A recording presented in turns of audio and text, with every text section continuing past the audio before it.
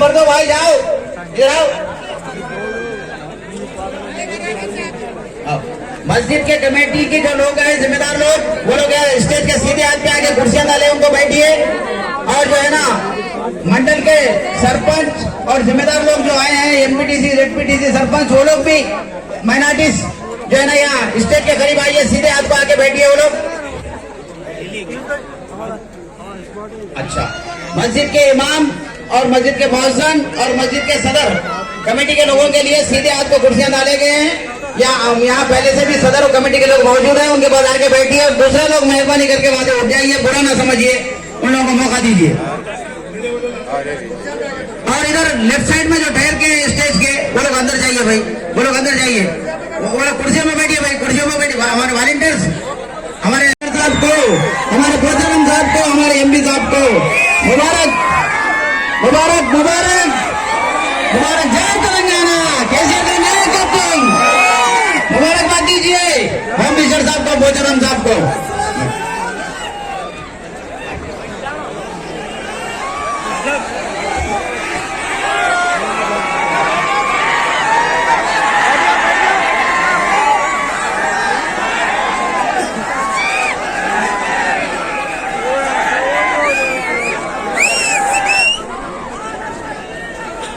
हमारे अर्दिल अजीज, हमारे बांसवाड़ा कॉन्स्टिट्यूंसी के कापमानी, हमारे इज्जतमाब प्रोचारम श्रीनिवास रेड्डी साहब और उनके साथ ही साथ में वजीर दाखिला महमूद अली साहब और उनके साथ ही साथ एमपी हमारे बीपी पाटिल साहब का बड़े अच्छे अंदाज में आपकी गुलपोशी हो रही है। इसके लिए मैं हर अफराद से तालियां मारने की गुजारिश कर रहा हूं। ताली बजाएं।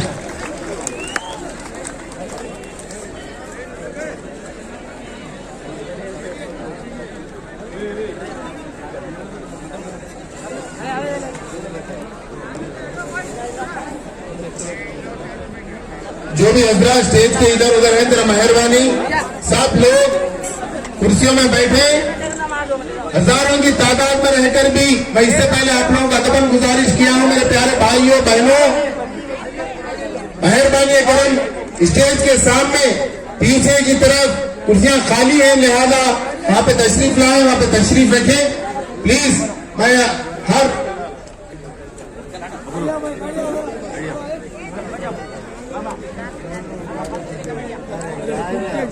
मेरे प्यारे भाइयों मेरा समझो प्लीज। अब तक मैं अपील किया, फिर से अपील कर रहा हूं आपको, यहाँ पे जो भी हजरात है रास्ते में उधर कुर्सियां खाली हैं, तुम सब लोग आके भी कोई फायदे का नहीं है। अगर सामने हम नहीं दिखेंगे तो हमारे को बोलेंगे नहीं है देखो तुम्हारे लोग न्याय देखो बोलते, ये बात से बचिए। तुर्की मस्जिद कमेटी वाले शालपोशी और गुलपोशी हो रही है होम मिनिस्टर साहब की और जैसे हमारे हरदिल अजीज प्रोचारम श्रीनिवास रेड्डी साहब की। जरा प्लीज मेरे प्यारे भाइयों समझो, जरा समझो प्लीज। मैं फिर से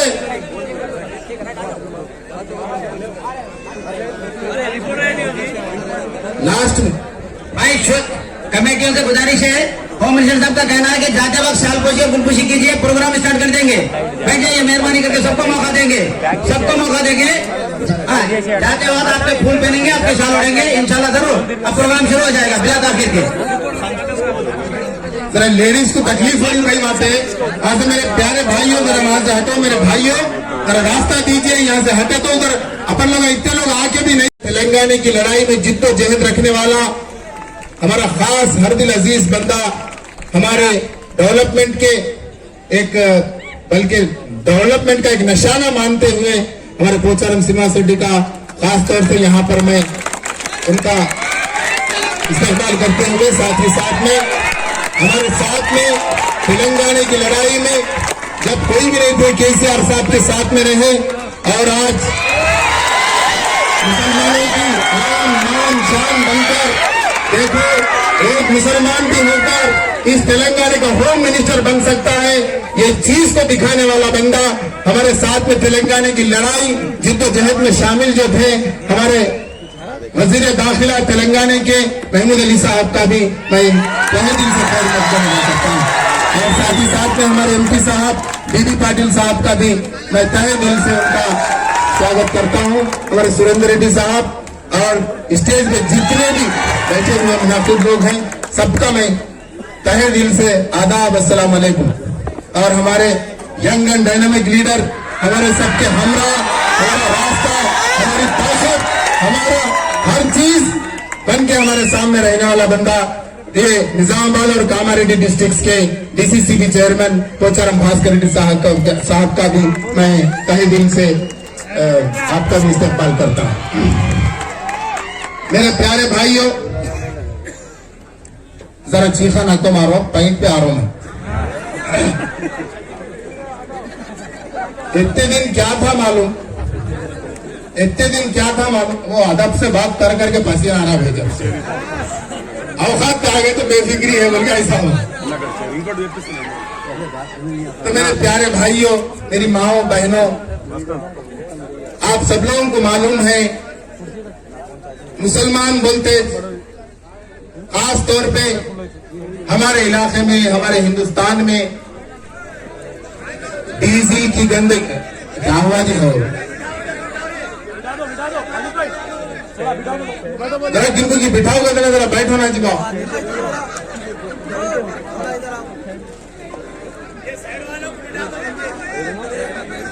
साइड वाले, कौन साइड वाले? जो होता है वही मंजूर खुदा होता है।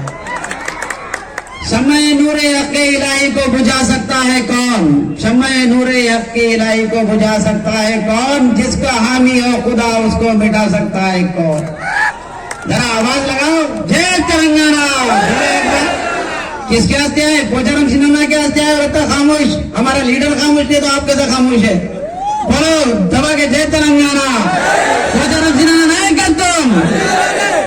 आज माइनॉरिटीज मकलियतों का एक बहुत बड़ा प्रोग्राम हमारे इस इलाके के तेलंगाना के होम मिनिस्टर जनाब महमूद अली साहब की सदारत में, जनाब पोचाराम सिन्हा साहब की सदारत में और उनकी जो है ना सरपरस्ती में हो रहा है।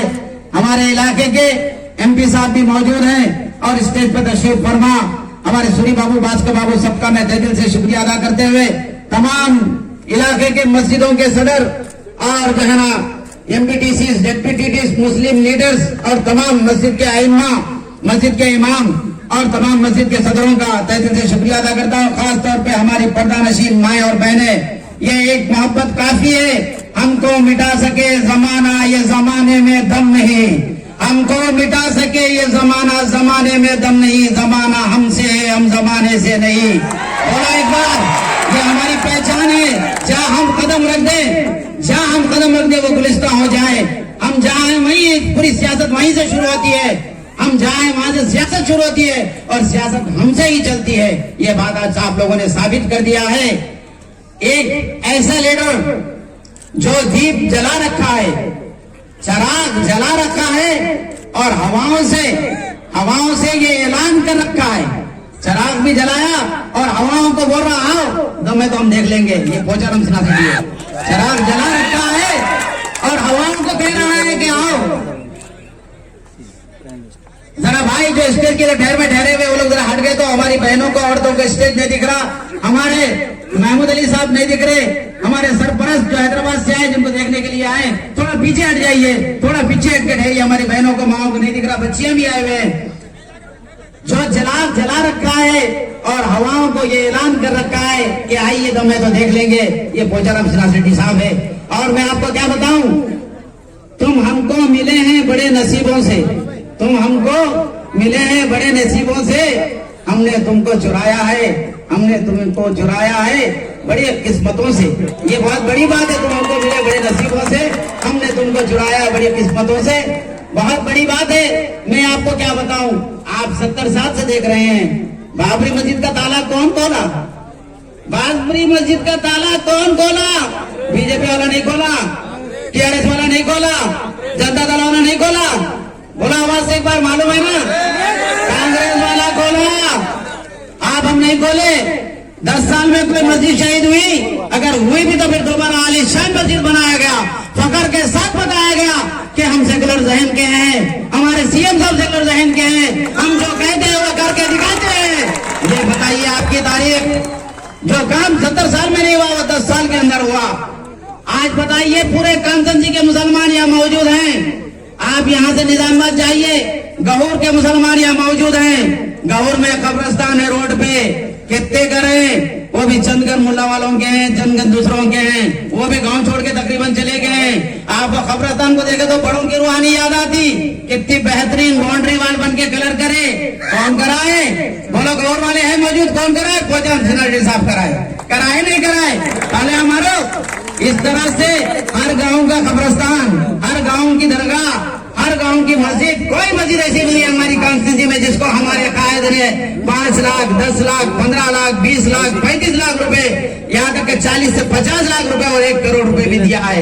ईदगाह में सीसी डलाई गई है नमाज पढ़ने के लिए। मुसलमान भाइयों को नमाज पढ़ने के लिए अगर रात में बारिश हो जाए तो ईदगाह में नमाज नहीं पढ़ सकते। ईदगाह में साल में 2 बार नमाज होती है। ये ख्याल करने वाला कोई कायद है? नहीं है, ये फौजाराम सिन्हा गढ़ी साहब है। मैं आपको बताना चाह रहा हूँ, कांग्रेस के इख्तियार में क्या हमारे साथ नहीं हुआ, क्या जुल्म हम पे नहीं हुआ। बाबरी मस्जिद शहीद हुई, कई हमारी जानी चली गई, कई फसादात हुए, कई लोगों को जो है ना मारा गया। ये किसकी मेहरबानी है? वो कांग्रेस आज आपको आंसू पोंछने के लिए हमसे हमदर्दी की बात करती है, लेकिन हम बात सुनने वाले नहीं है। हमने 70 साल सबल किया है। 70 साल सबल करने के बाद आज हमें एक ऐसी हुकूमत मिली है, तेलंगाना हुकूमत। लोग जो है ना, तेलंगाना हुकूमत बनने के बाद, तेलंगाना हुकूमत बनने के बाद या कोई चीज होने के बाद सीएम आते हैं। हमारे सीएम पहले आए, बाद में तेलंगाना को लेके आए। ऐसा कोई सीएम है क्या बताइए? ऐसा कोई सीएम है क्या बताइए? जो सीएम साहब पहले तेलंगाना को लाए, जो सीएम साहब पूरी कोशिश करके अपनी जिद्दोजहद से अपनी जान की बाजी लगाकर इस तेलंगाना के लिए इसको अपने खून से सेंचा है। इस तेलंगाना के लिए हमारे सीएम साहब जनाब केसीआर साहब, अब्दुल अजीज खान, जिनकी कोशिशों का नतीजा है आज हम यहाँ बैठकर फख्र के साथ बात कर रहे हैं। फख्र के साथ हमें एक मंच पे इतने माइनॉरिटीज यहाँ जमा हुए हैं और सबकी एक ही आवाज है, अब के बार एक बार पोचारम सार। क्या बोल रहे? और एक बार बोलो ना, पोचारम सार। तीसरी बार केसीआर सार। कितने बार बोलो? तीसरी बार। नमाज में 3 मरतबा सुभान अल्लाह बोलते कि नहीं बोलते? 3 मरतबा सुभान अल्लाह बोलते कि नहीं बोलते? रुकू में बोलते कि नहीं बोलते? तो समझिए, तीसरी बार केसीआर सरकार, अब की बार और एक बार पोचारम सार, और एक बार पोचारम सार। बोला आवाज से, और एक बार पोचारम सार। जय तेलंगाना। वक्त बहुत कम है, हमारे होम मिनिस्टर साहब की भी बात करना है। बड़ी अच्छी बात है आप तमाम लोग आए, तब तक सही दिल से शुक्रिया अदा करता हूँ। मैं माइनॉरिटीज का फख्र है हमें, ऐसे कायद के साथ हम काम कर रहे हैं अल्हम्दुलिल्लाह। एक छोटे से छोटा बच्चा भी अगर जाए, वक्त के असेंबली के शहंशाह, वक्त के असेंबली के स्पीकर होते हुए भी आपसे मिलते हैं, फख्र से बात करते हैं, आपके खाने पे हाथ रखते हैं। एक हमारा काउंसलर जिसको हम वोट डाल के जिताए, वो हमसे बात करने तैयार नहीं होता, घर को गए तो मुंडी टेढ़ी करता। लेकिन ऐसे कायद जो इतनी ओहदे पे रहने के बावजूद भी हमसे बात करते हैं, हमसे मिलते हैं। मैं आखिरी में अपना एक शेर कहते हुए, ना किसी के आंख का नूर हूँ, ना किसी का दिल का करार हूँ, जो किसी के काम ना आ सके वो एक मुश्ते गुब्बार हूँ। मैं एक छोटा सा अदना सा हमारे साहब का खादिम हूँ और उनका शागिर्द हूँ, और उनके शागिर्दी में रहते हुए आगे भी इंशाल्लाह और तरक्की करूंगा। और इससे अंदाजा लगा ले सकते कि आगे साहब को भी सीएम साहब बोले, सिंहा साहब आपको बहुत बड़ा पोस्ट दूंगा तो मुझे भी कुछ ना कुछ तो मिल जाएगा इंशाल्लाह। ये दुआ करते हुए अपनी बात को खत्म करता हूँ। जय तेलंगाना, जय तेलंगाना।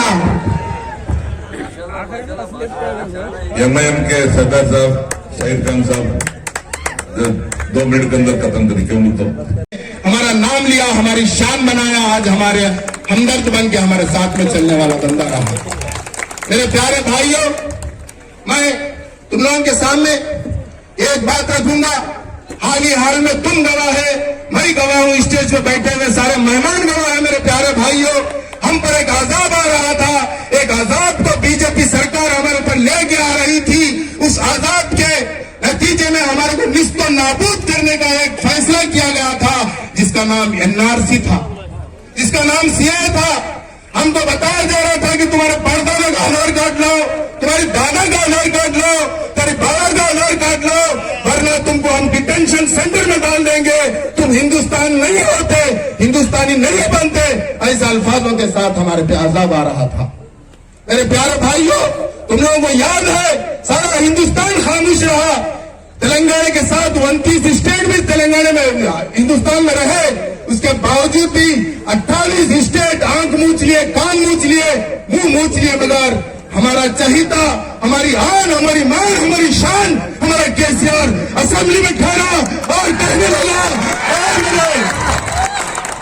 स्पीकर साहब शायद हमारे पोचरम साहब ही थे आपके सामने, एनआरसी की मुखालिफत में, एनआरसी की अपोजिशन में बिल पास करता हुआ और डट कर कहा सारे हिंदुस्तान में शायद कुछ ना हो, पर मेरे तेलंगाना में मैं एनआरसी को नहीं आने दूंगा। याद रखो, समझो, ये कांग्रेस हमारा बिल्कुल अस्तीन का सांप है। मेरे प्यारे भाइयों, हमको मालूम है बीजेपी खुलेआम दुश्मन है हमारा, उन्हें खुला बोल रहा मैं तेरा दुश्मन हूं, उन्हें खुला बोल रहा।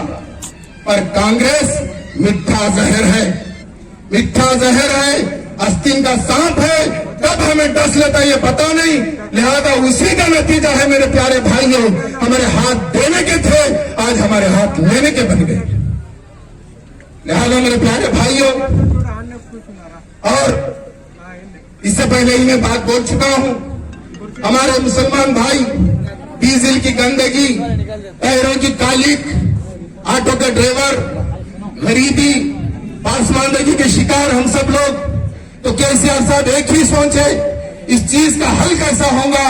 इससे पहले कई कमेटियां आ चुकी, सचार कमेटी आ चुकी, और क्या किया, पर किसी का मुसलमानों को किसी की वजह से कुछ फायदा नहीं हुआ। और मेरे प्यारे भाइयों, इसका सॉल्यूशन एक ही है। केसीआर साहब ने सोचा ये सारी चीजें मुसलमानों में से जाना बोले तो एक ही होना चाहिए। इन लोगों में तालीम की कमी है, गरीबी की वजह से हालात तालीम पढ़ नहीं सकते, लिहाजा इन लोगों के लिए फ्री माइनॉरिटी रेसिडेंशियल कॉलेजेस बनाए जाए, स्कूल्स बनाए जाए, लिहाजा इन लोगों का डेवलपमेंट होगा।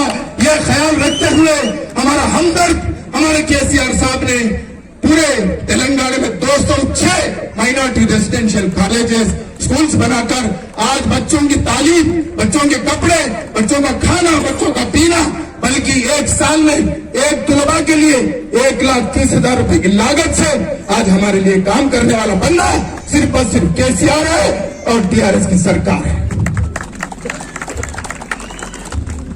और मेरे प्यारे भाइयों, कभी सुने भी नहीं होंगे, देखे भी नहीं होंगे हमारे बारे में।